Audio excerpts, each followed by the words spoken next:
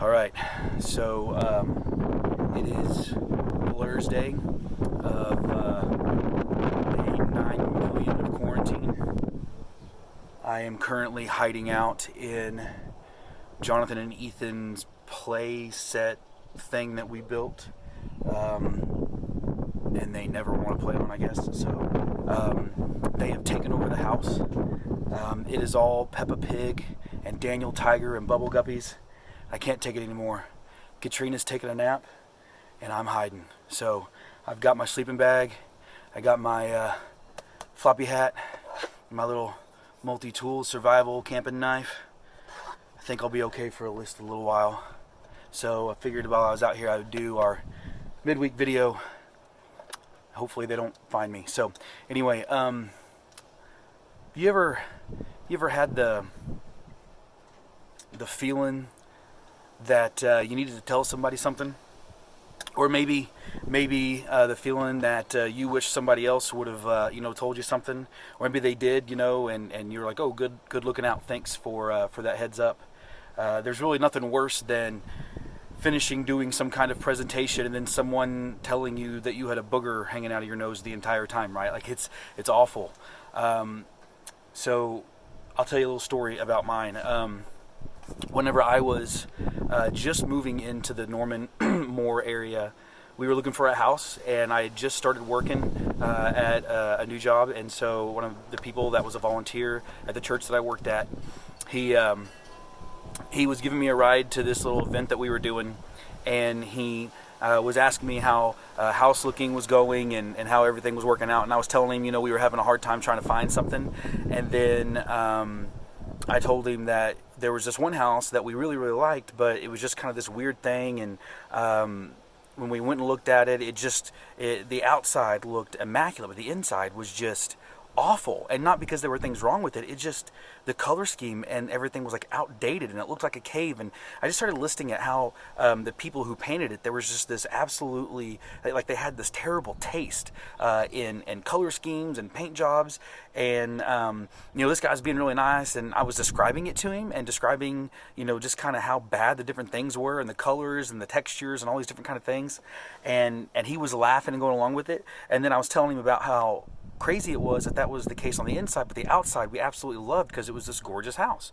And really the only reason that we were going to be able to afford this house and everything was because of how bad the paint scheme was. Then he is talking to me about this house and stuff, and he's like, wait, does it have this in the front yard? Does it? And I was like, yeah. And he's like, does the driveway kind of do this? And I was like, yeah. And he goes, and this house on this side looks like this, and the house on this side looks like this. And I was like, yeah, that's it. He goes, oh, we built that house. I was like, what? And that moment whenever you're talking about something and you're kind of trashing it, and then the people were like, oh, that's me, or that's my whatever, and just like your stomach just kind of goes into your throat, and you kind of start trying to backtrack and cover a little bit. I wish someone would have given me a heads up that the house that we were looking at was the house that this dude built, right? And he picked the color schemes and everything, and then eventually sold it to a different guy whom we were buying it from, and that guy never changed anything. So everything that I complained about was stuff that this guy and his family originally did, and I felt like a huge goober and a jerk because of everything I'd said. I wish somebody had given me a heads up, right? We've all had those moments. No one likes, finding out you had food all over your shirt or whatever. But when someone cares enough about you to look out for you and give you a heads up on something, it saves us from that future embarrassment, and we're definitely grateful. If you've ever felt like you've needed to say something before, you know what I'm talking about. But whenever we have something that we need to tell somebody, there's usually two ways that we go about it. One, we're either too nice, right? We're too nice and we don't want to say anything because we don't want to ruin a friendship. We don't feel like maybe we have the right because we either are doing or have done those things in the past. So we don't feel like we have the right to say things. Maybe we don't know exactly what to say, and so what happens is we don't end up helping that person out at all, or when we get the courage to say something, it's too late and the situation's already gone and they've been embarrassed, right? The other side of that, right, of being too nice is maybe you're too blunt. You're not shy about speaking up at all. you absolutely care about the person and the situation that's going on, and you can see it in a way that others don't, but you are often misread and misrepresented because people take what you're saying in your blunt, just kind of brash nature as being mean or rude, and it ends up pushing people away. And so people can confuse being too nice as not caring about them enough to tell them about something, and being too blunt, people can think you're just being mean and trying to, to drag them out, or you're trying to judge them or something. So really figuring out how we handle people going through situations that can hurt them, or situations that we know are not right, how do we handle that?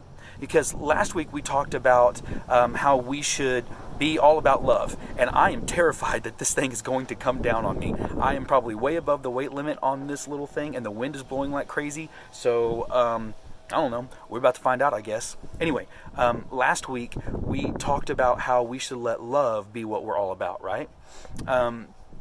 Paul is very clear in Galatians as he writes this letter to a people that he loves about this very topic, right? Because we have this issue where we don't want to have a reputation for being someone who is constantly mad or frustrated or hating on things, people, or ideas. But we want to be known for loving others. And so no matter the circumstance, we all know that it's better to be known for loving others, right? So how do we actually do this?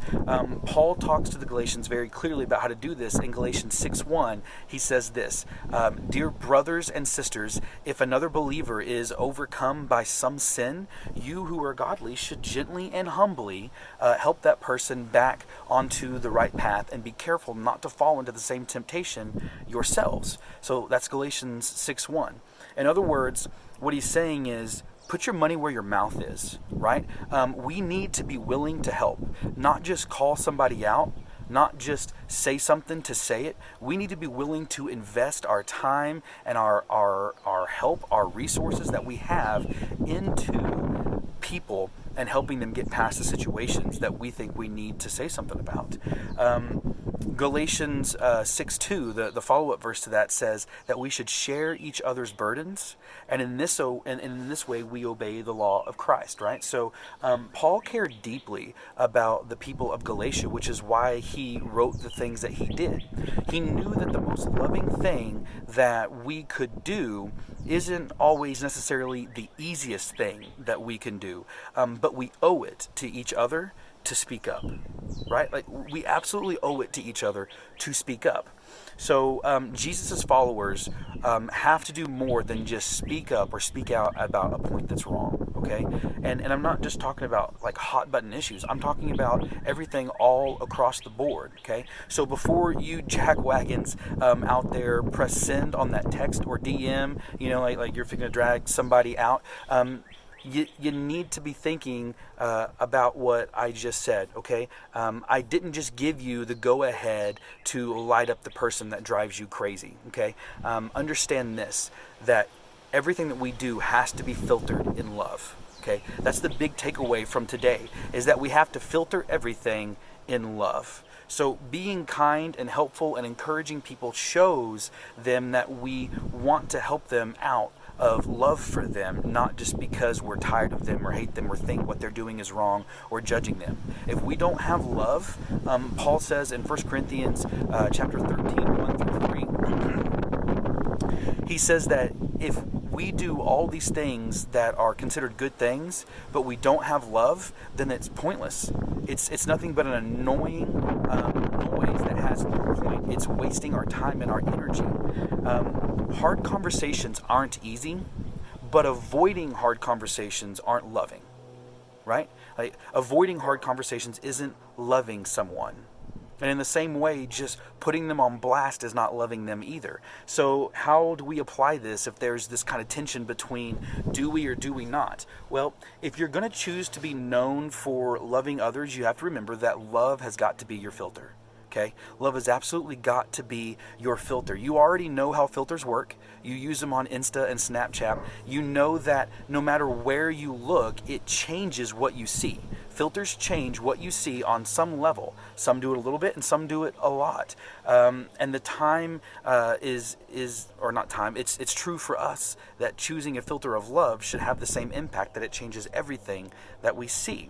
So here's kind of an easy way to start those conversations if you're too timid, right? Simply just ask this question, or maybe even if you're too brash at times, ask this question. If I saw something in you that could potentially hurt you, would you want me to tell you? Now, most people are going to say yes to that, right? And what's happening there is you're asking their permission to have this conversation with them, and most likely they're going to give it to you. And so when that happens, you have the ability to, in love, tell them about a situation that could potentially hurt them or the people around them. See, they're giving you permission to speak into their life. So what exactly should a filter of love look like? If you're going to have this conversation with somebody, you ask them that question, how do you apply the filter, right? So I've got a few ideas. Number one, we've got to let our love filter our involvement, okay? We have to let our love filter our involvement. Do we even get into this situation? And if the answer for you is absolutely yes, like you know that this is something that needs to be talked about, then you've got to do it out of love. So your involvement in the very first place has got to be out of love. Number two, you've got to let love filter your words, okay? You can't just say everything that pops into your head. That gets you in trouble. Some of you struggle with this just like I do, and you, instead of getting emails or whatever, you lose friends and relationships because you use the wrong words. People take the things you say the wrong way. So we have to let love filter our words. We don't just go up into this person, ask them that question, and then just say the first thing that pops into our head. If you are thinking about having this conversation with somebody, you need to be praying about it, and you need to be thinking about what are some of the best ways that I can approach this conversation. And maybe you need to ask people around you, what are some ways that you could approach the situation? What are some things that you can say? What are some things that you should probably not say? So you need to let love filter your words. So number one, let love filter your involvement. Number two, let love filter your words. And number three, let love be the filter for your actions and your reactions. Okay? So the actions that you take are the things that you do, your involvement, your words, and the actions that you do to help this person need to be filtered in love.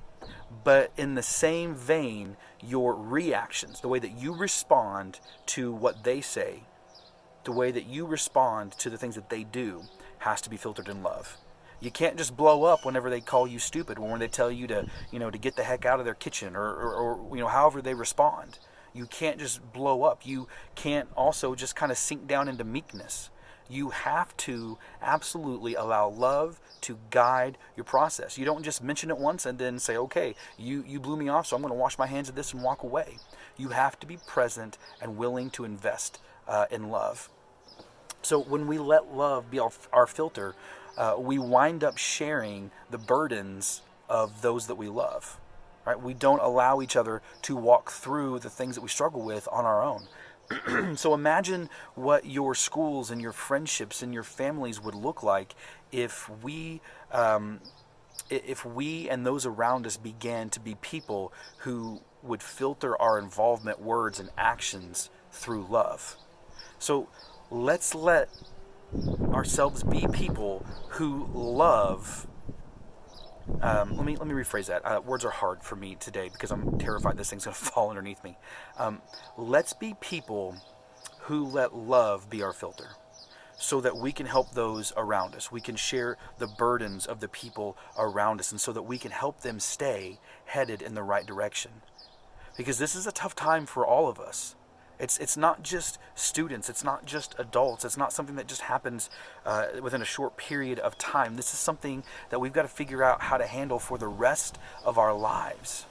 And if we let love filter our words, our involvement, and our actions, our reactions, then people begin to expect the best from us. And when I say that, I mean that whenever we say something, they know that we're doing it out of love, not because we don't like them, or not because we're annoyed with them, or not because we're frustrated with them.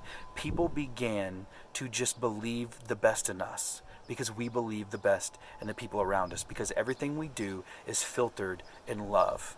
Go read 1 Corinthians chapter 13 and see what it says about the things that we do if we don't have love, what we become. Go read Galatians chapter 6 and what Paul is talking to these people about. Because this is the way that we are meant to live our lives. If we don't do this in love, what's the point of doing it at all? Because being right isn't enough. Let love be your filter. Love you guys to death. Take it easy.